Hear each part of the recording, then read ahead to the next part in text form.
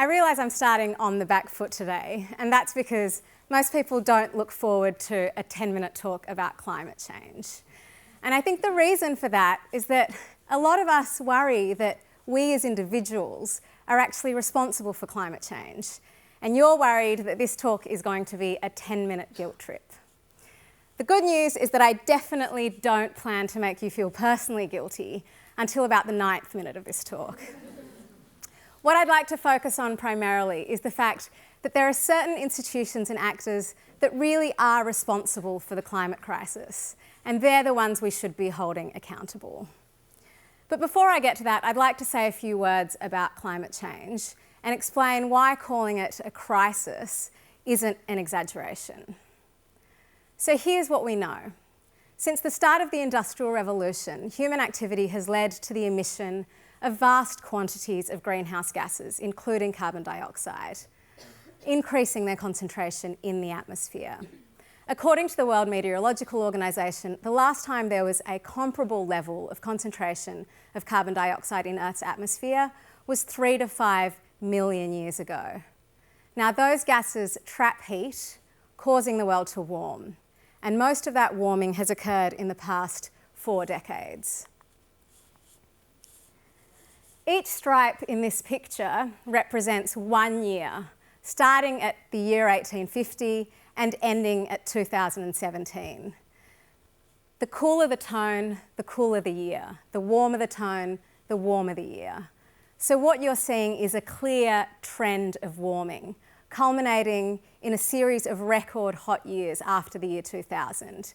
In fact, 2015, 2016 and 2017 have been the 3 hottest years on record.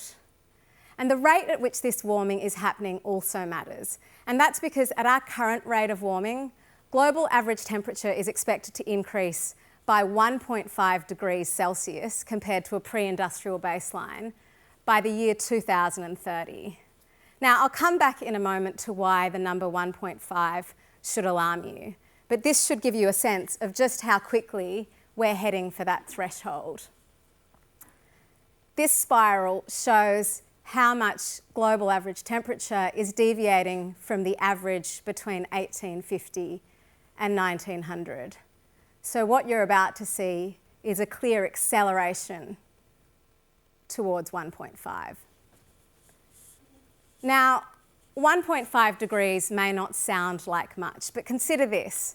Global warming right now has already reached 1 degree. And according to the Intergovernmental Panel on Climate Change, a body whose most recent report was based on the assessment of more than 6,000 research papers, temperature rise to date has already resulted in the profound alteration of natural and human systems, leading to increases in some types of extreme weather, sea level rise, drought, flood and biodiversity loss, and causing unprecedented risks to vulnerable persons and populations.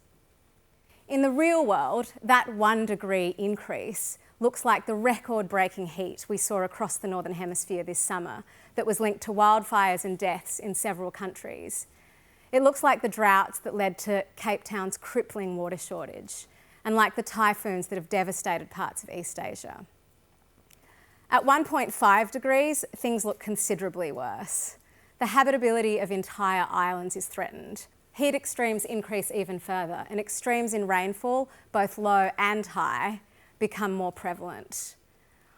Further, the closer we get to 1.5 degrees, the more likely it is that we're going to hit climate tipping points, at which abrupt, irreversible changes in our environment occur, with possible consequences like multi-metre sea level rise.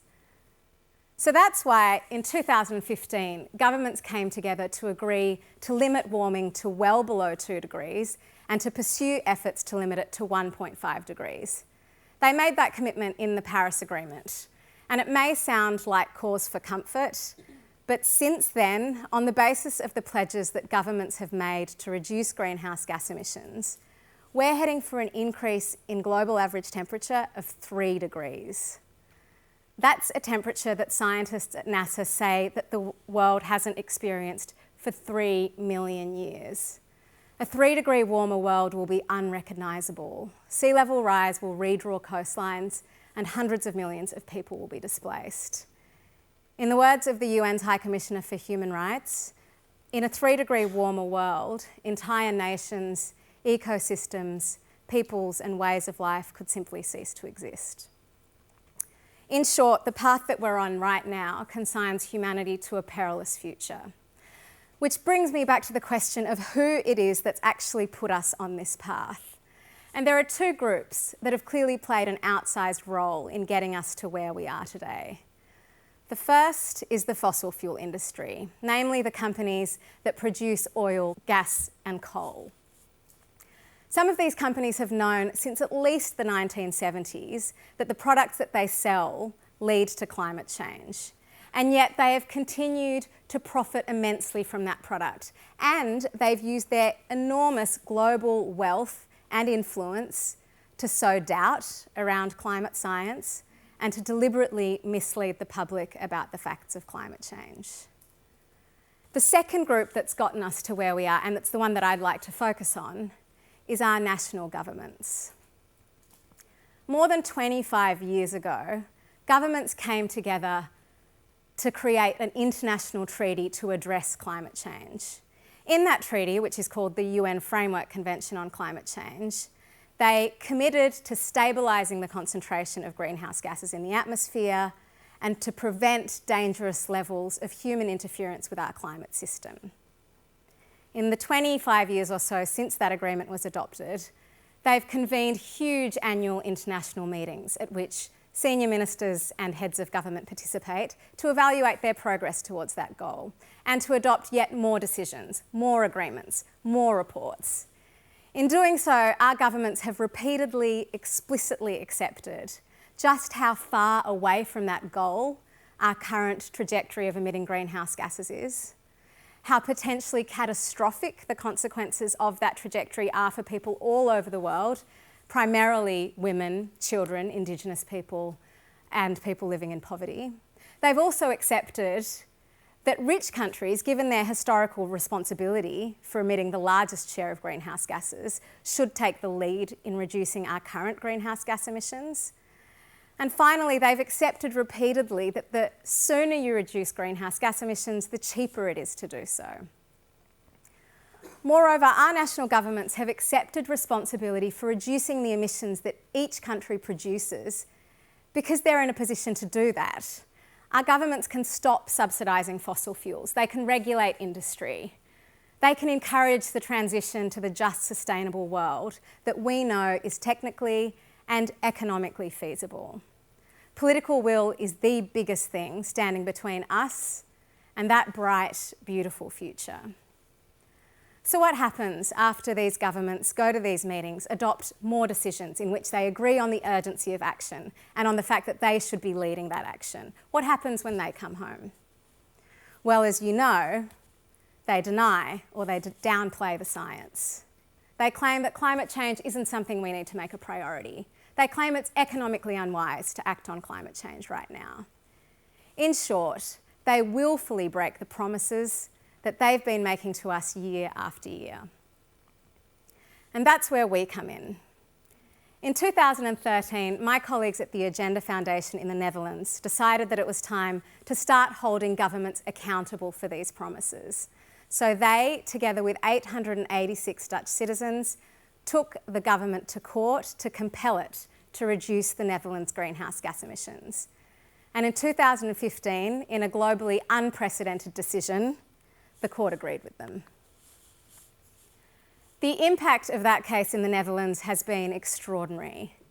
And it's not just because of what happened inside the courtroom, but also what happened outside.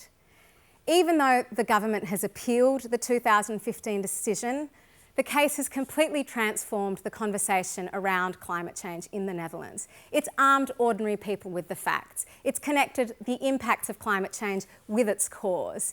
And it's reinforced the understanding that governments are failing to act despite decades of commitments to do so.